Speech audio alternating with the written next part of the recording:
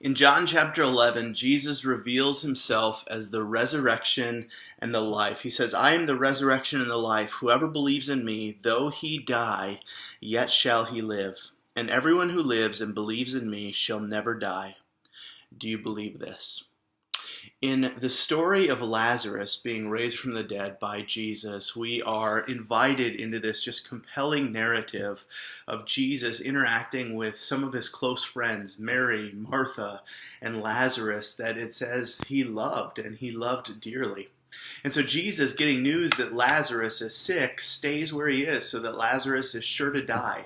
He arrives on the scene 4 days after Lazarus has been buried. So at this point, the body is already starting to decompose. He is deader than dead, beyond all hope. And yet Martha and Mary interact with Jesus in much the same way, saying, Jesus, we know who you are. We've seen what you can do. If you would have just been here, you could have done something, but you weren't.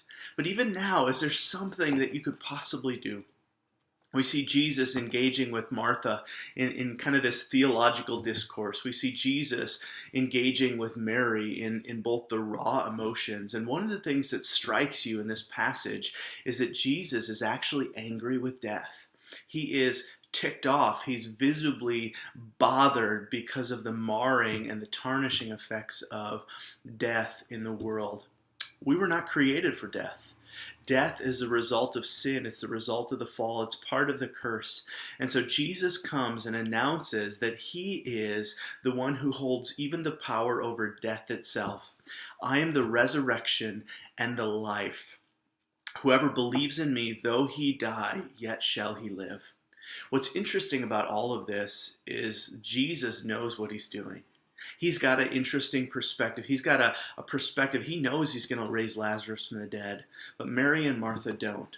They don't see what God is doing in this particular moment. They don't see how Jesus is going to reveal himself through this decisive action of raising Lazarus from the dead. You ever feel like that?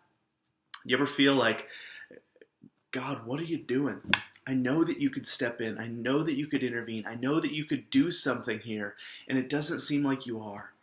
And so what we learn from the story, in addition to Jesus being the one who has the power over even death itself, who will one day break it completely, is that God is always doing something.